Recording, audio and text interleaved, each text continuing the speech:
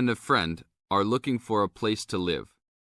You have a list of places and go to see a rental agent to check on a number of points. Listen to the conversation between your friend and the rental agent and complete the list. First, you have some time to look at questions 1 to 7.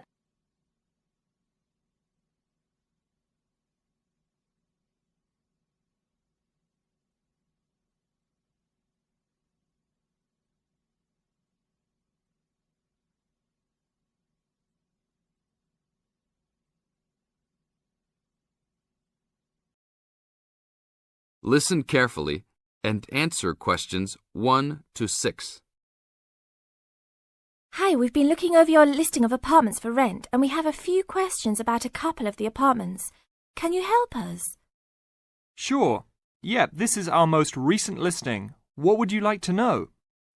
Well, we were first wondering about the house on 3rd Street. We can see that it is furnished and rents for $135 a week, but can you tell us how many bedrooms it has? Let's see. In addition to the den, it has 3 bedrooms. What about the one on Route 9N? It looks like it's big with a library and a deck, but it doesn't say how much it costs or anything else about it.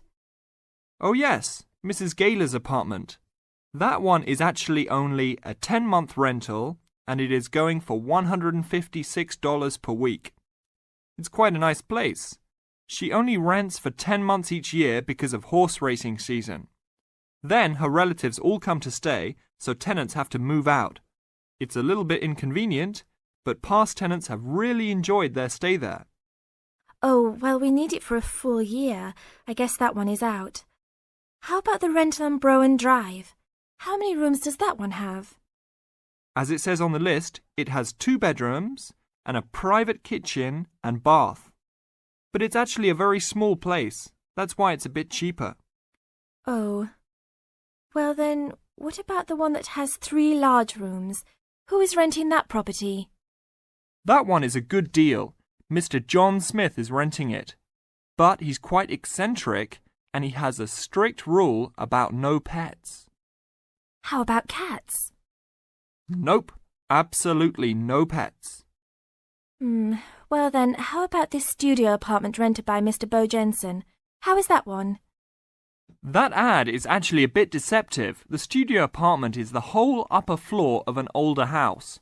It's actually very large and, at $45 a week, quite affordable. And it's near campus. I think I'd like to check that one out. Do you have a telephone number that we can call? It's not on the list? Oh, it isn't. Here it is. You should ring area code 518 and then 543-7790. Thanks. I think I'll call on that one first. Your friend decides that he would like to talk to Mr. Bo Jensen. Before you hear the rest of the talk, you have some time to look at questions 8 to 10.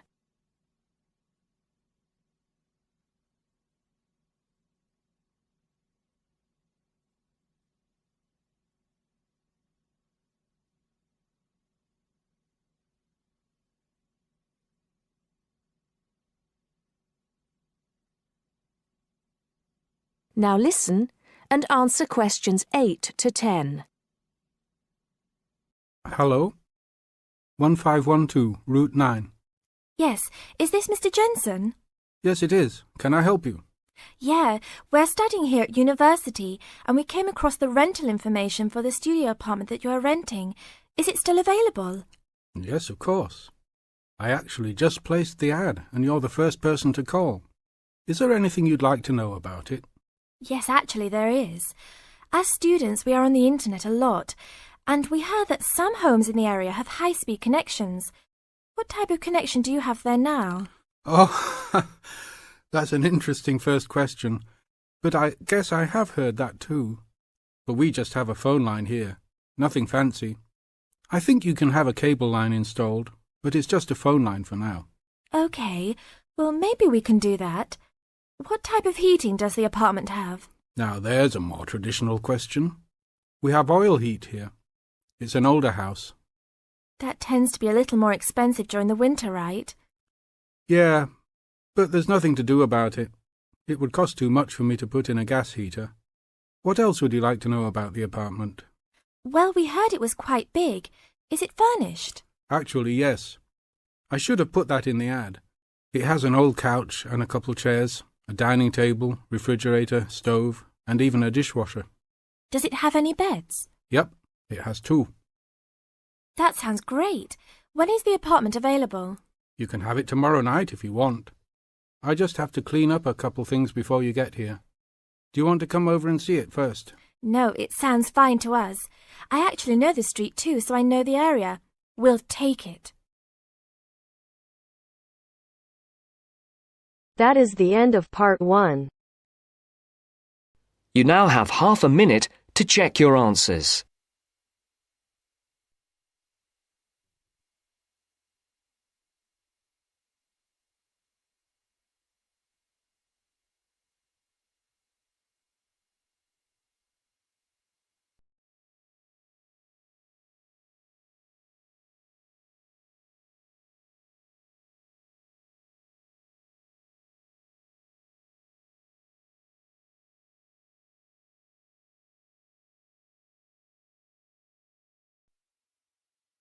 Now turns to part 2.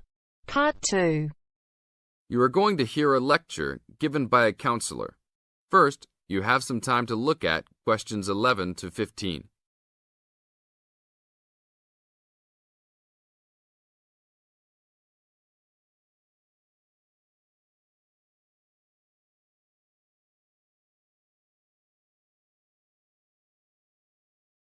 Now listen to the tape and answer questions 11 to 15.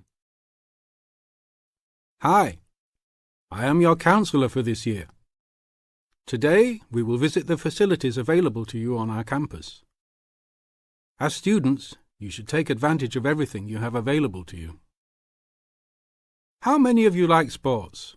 Well, I hope most of you do, because our school has great sports facilities. We have an indoor gym with state-of-the-art equipment. First, I want to tell you about our basketball facilities. There are 2 basketball courts. Both are full court and open for student use. We offer basketball leagues that all students are invited to join. Just sign up with a team. Usually, there are games on the courts, but during league time, only the teams are allowed to use the courts.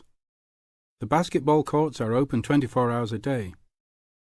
If you want a job, you can be a referee at the games. Next, I want to tell you about the tennis facilities.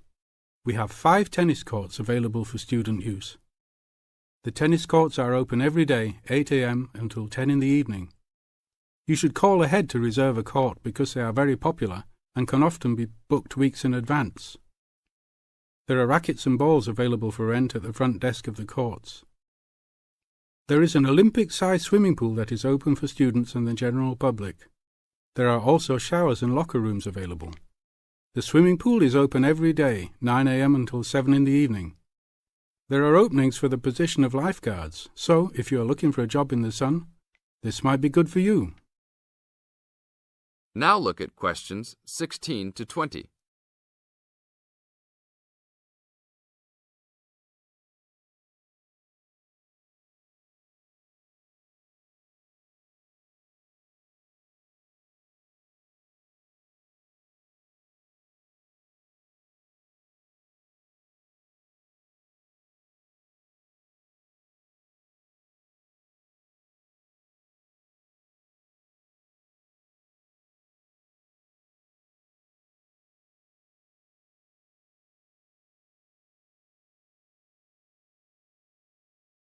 Now listen to the tape and answer questions 16 to 20. There are also 2 weight rooms and a gymnastics room. The weight rooms have all the standard equipment available. Please check with the gym to see the open hours because they vary from time to time. The gymnastics room is usually not open for individual users because there are almost always classes held in the room. However, if you are interested, you may sign up for gymnastics classes.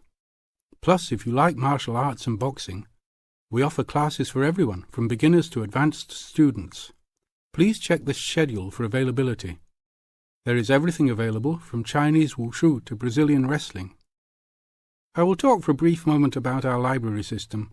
Our campus has 3 libraries available to undergraduate students. 1 additional graduate library and 1 faculty library. The libraries are open daily until midnight except for during testing periods, when the libraries will be open 24 hours. Please look on a map to see where the libraries are located. All students with a valid ID can check out books, with a maximum of 10 books at a time. Books can be checked out for a 2-week period and then renewed for 1 month maximum. After that, there is a $1 fine per week that the book is overdue. I will repeat that. There is a hefty $1 fine per week. So it is a good idea to return books on time. If you lose a book, then you will have to repay the library for it, plus a fine. If you damage a book, most likely you will have to repay the value of the book. So please, enjoy the library facilities, but take care of the school's belongings. The library is also equipped with 200 computers for student use. They are all internet ready and available for use. You must sign up at the library for 1-hour time slots. You may sign up for up to 3 consecutive slots at a time. No one can use the computers without first signing in at the library. That is it for now. Thank you for your attention. That is the end of part 2. You now have half a minute to check your answers.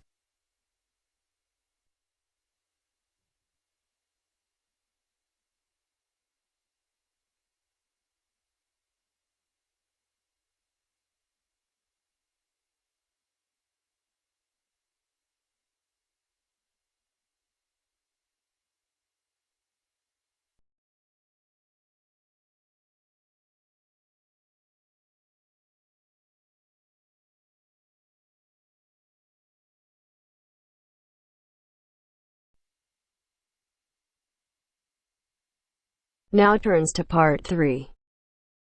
Part 3.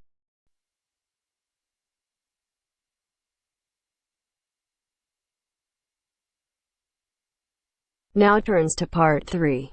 Part 3. You will hear Peter Walsh being interviewed for a job. Listen and choose the correct answer for each question. First, you have some time to look at questions 21 to 25.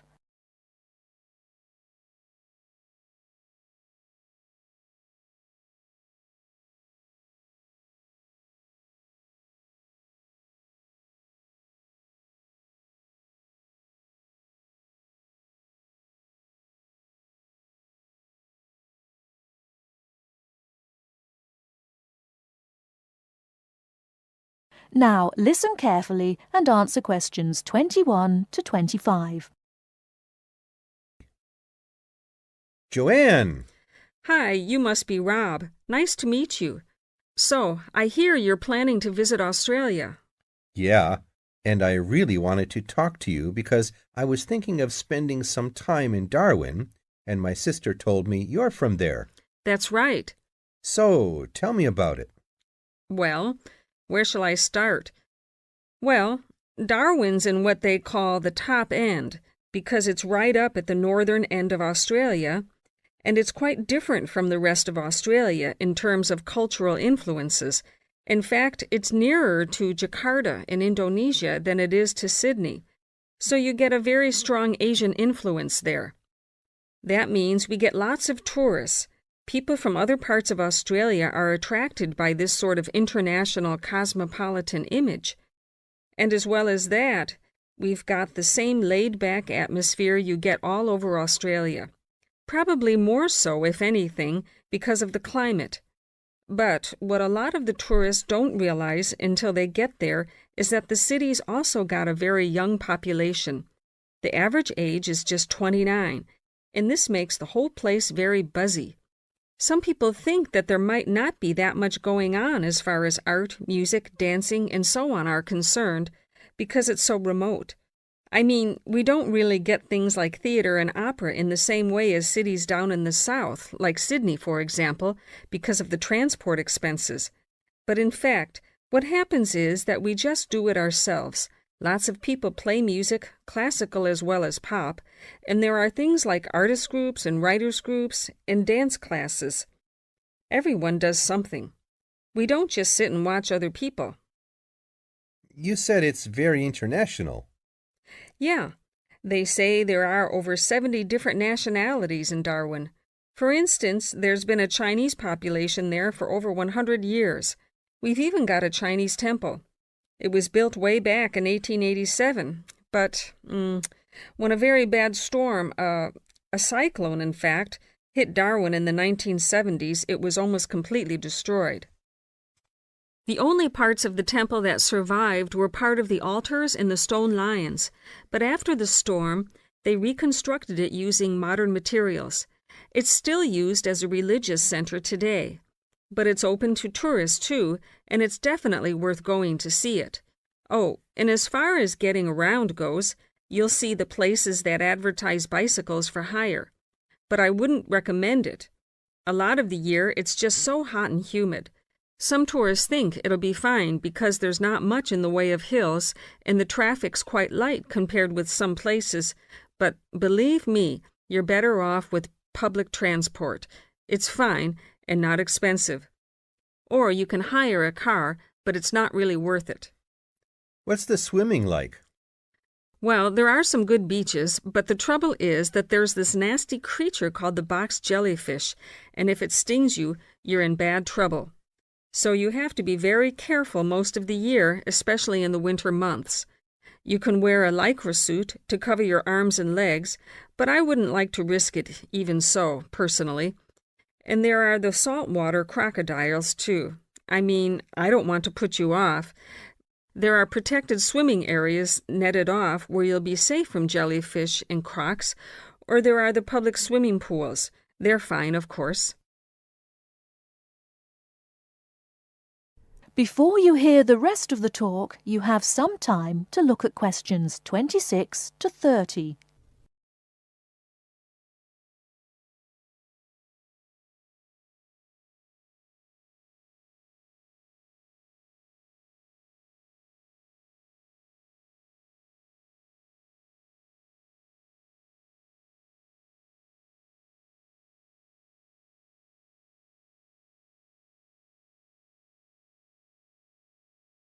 Now listen and answer questions 26 to 30. And answer the questions. Please sit down, Mr. Walsh. My name's Jane Swain, and I'm the personnel manager. Hello, how do you do? Now, this is just a short preliminary interview. I'd like to chat about your present job and what you've done up till now. Yes, of course. Well, could you tell me how long you've had your present position in Weston's? It is Weston's, isn't it? Yes, that's right. I am not sure. Let's see. I left university in 2005. Is that right? Yes, 2005. Then I was unemployed for about 3 months. And then I traveled round America for a few months. So, yes, it must be about 3 years now, in fact. Yes. And have you any particular reason for wanting to change jobs? I mean, why do you want to move? Well, I actually like my present job and still find it interesting and stimulating. The salary's okay, so it's nothing to do with money, though you can always do with more.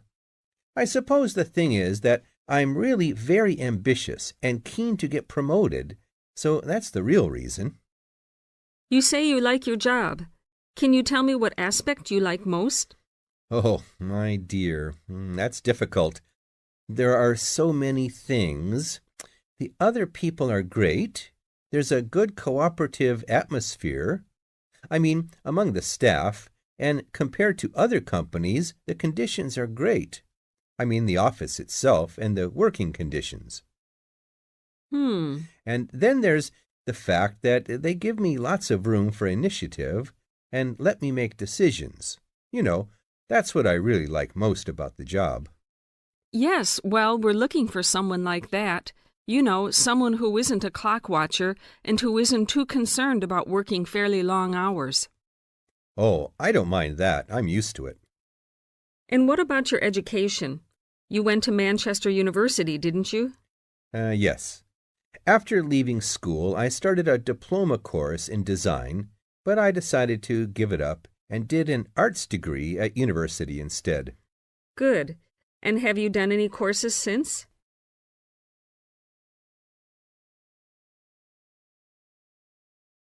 That is the end of part 3. You now have half a minute to check your answers.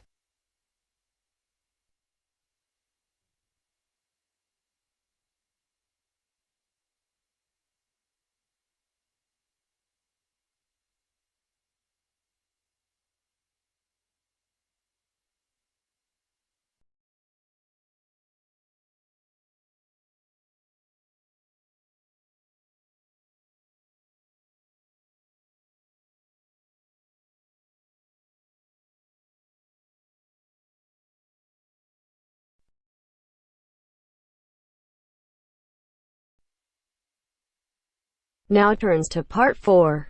Part 4. You are going to hear a conversation about using recorded delivery and registered post.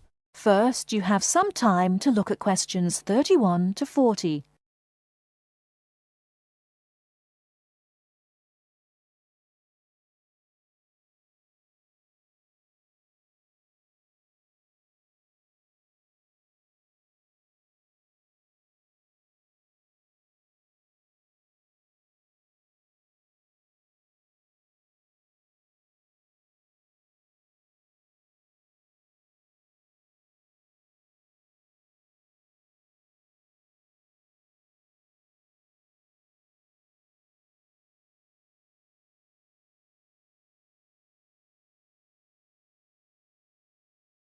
Now, listen carefully and answer questions 31 to 40. Tom, where are you going? To the post office. I'm going to send some packets to Leeds. Do you know the best way to send them?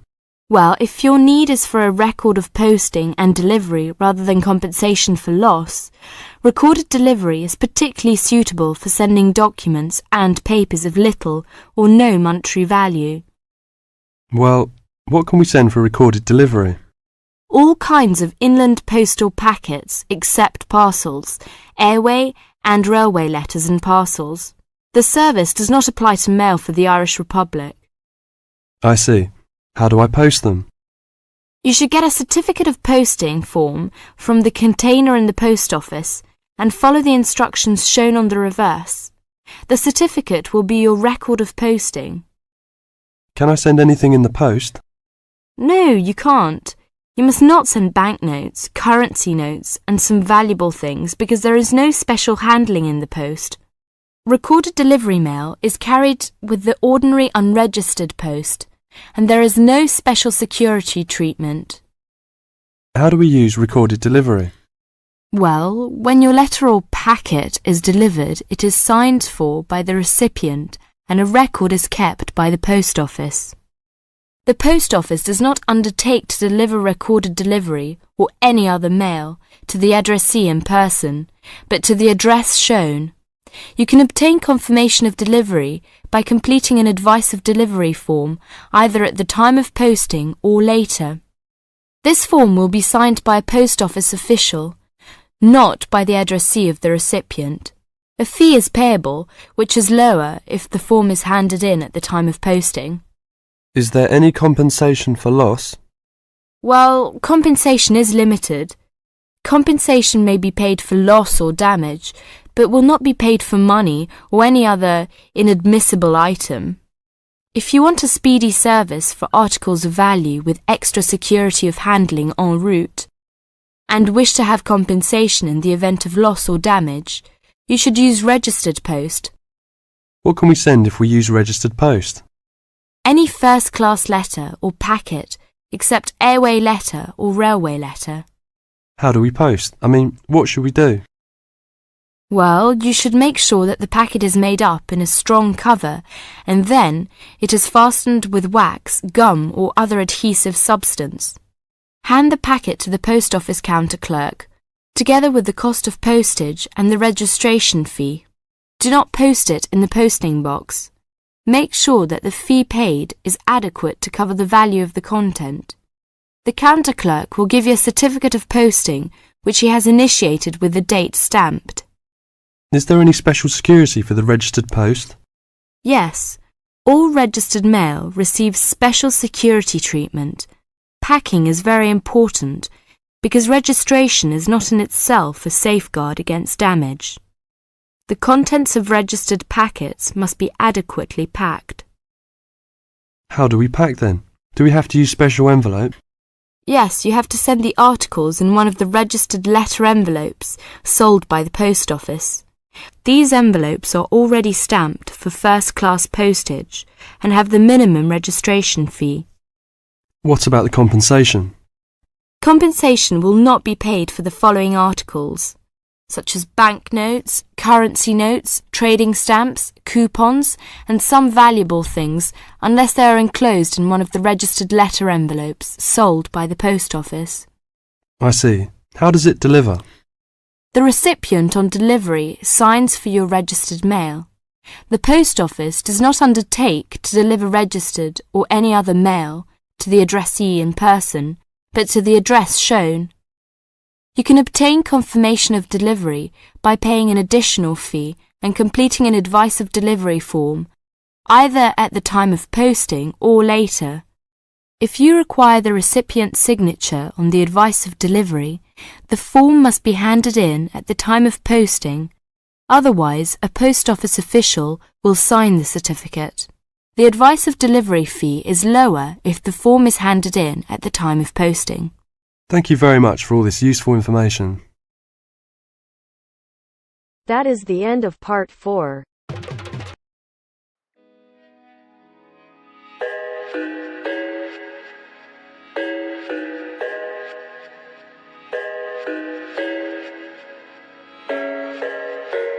I thought I had it figured out, believed in us, we were meant to be, no doubt. A teenage love, everybody else could see the way we were, living in a fantasy.